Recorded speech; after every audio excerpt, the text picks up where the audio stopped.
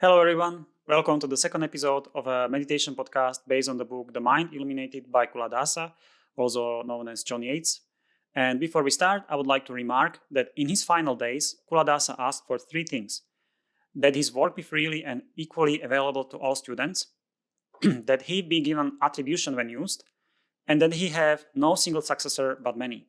And to honor his legacy, Yates' family decided to use the Creative Commons license, CC BY, which allows building upon his work, even commercially, as long as credit is given to the author for the original creation.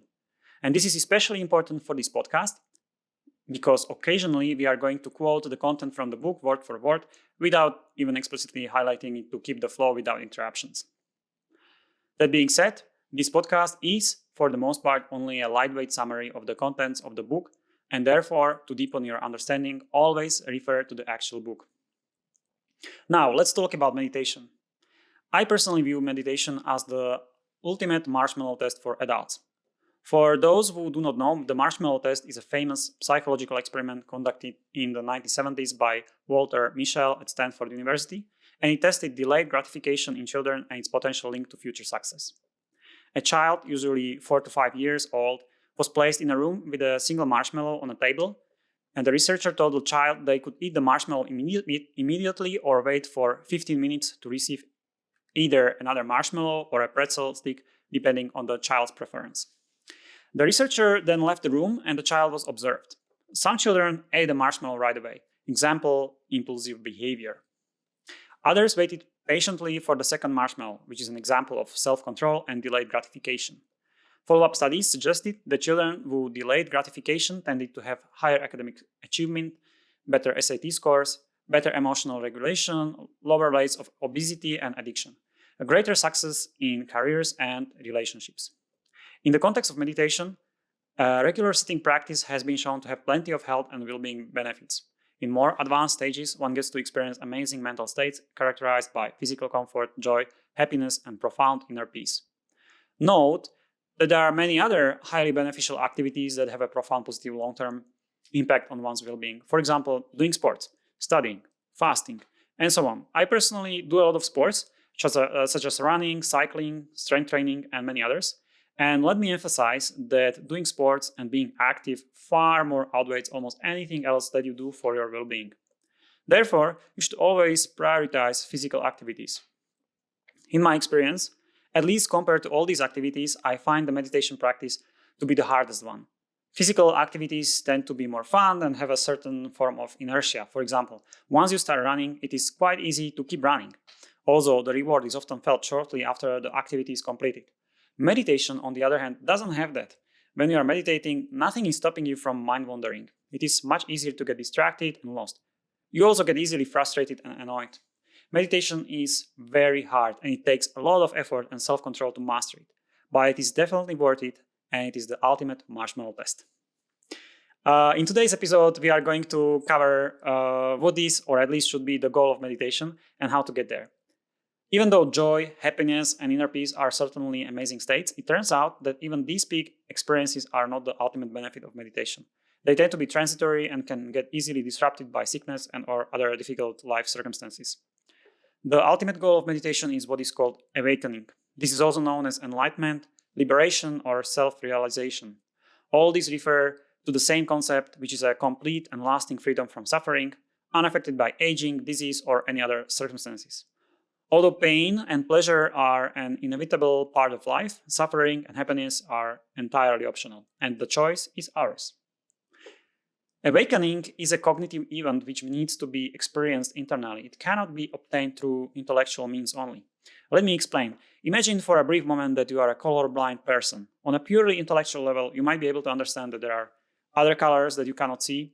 But now imagine that one day you wake up and suddenly you can see all the colors. And this is what I mean by a cognitive event. You no longer need any explanations. You simply see it. And the same is true with all the insights one gets to experience throughout the meditation stages, all the way up to the awakening. Now, in order to get there, we will need a modern roadmap. It's not that such roadmaps do not exist. They certainly do, but are, for the most part, completely inaccessible to most of us. To give you some background, it all started around 6th to 5th century before Christ. After attaining enlightenment under the Bodhi tree in Bodh Gaya, Siddhartha Gautama, also known as Buddha, gave his first sermon in Sarnath, near Varanasi, to 5 ascetics who had been his former companions. This event is known as setting the wheel of Dharma in motion. Buddha presented meditation training as a sequence of stages in a series of verses, Anapanasati Sutta, in which every verse describes one step in the process. Yet, these verses are so cryptic as to be completely incomprehensible to an average Western meditator. Over the course of many centuries, there were other distinguished masters who provided further insights and commentary on meditation. They all realized that teaching meditation by stages proved to be the most effective way to achieve the highest goals of the practice. Yet, very few people, other than the most serious scholars, are able to cope with obscure terminology and language of texts from vastly different time and culture. Keep in mind that these traditional teachings were intended for monastics living in supportive communities of meditators. Back then, there was perhaps no need to provide basic instructions and/or practical details. And this is not the case for lay practitioners with jobs, families, and other obligations. To make matters even worse, the Western meditation landscape and literature is almost as confusing as the original Eastern sources. For example, Tibetan practices focus on elaborate visualizations and sophisticated analytical meditations, whereas Zen gives you minimal instructions like just sit. Luckily for us, Culadasa managed to reverse engineer the traditional meditation instructions and created a contemporary map of meditation, entangling his own personal experience with tradition and science. Rather than argue for any specific technique, his book will help you navigate all these different approaches without having to reject any of them. Now, before we delve into explaining the individual stages, it would be worth clarifying some important set of terms that are commonly found in meditation literature and how they relate to the goal of awakening. These terms are samatha, which means tranquility or calm abiding, vipassana, which means insight, samadhi, which means concentration or stable attention, and sati, which means mindfulness. I'm not sure if I am pronouncing them correctly, but I will try my best. As I mentioned in the previous episode, there are essentially 2 different modes of knowing or perceiving the world around us, which are also associated with different neurological pathways. Attention, which is all about focusing on something very specific, for example, a breath. And the second one is awareness, which is more like a background sense of everything happening around you. The meditation practice is all about working with these 2 modes of knowing. They need to be cultivated in tandem. Focusing only on one of them creates all sorts of problems and might lead to various dead ends. Now, to put it in simple terms, a fully developed attention leads to what is called samadhi, which is also known as effortless stable attention or concentration.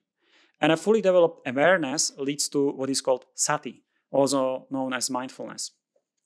When combined together, the effortless stable attention and mindfulness give rise to joy. Joy gradually matures into tranquility, and equanimity arises out of that tranquility. When your mind gets into this particular state, we say it is in samatha.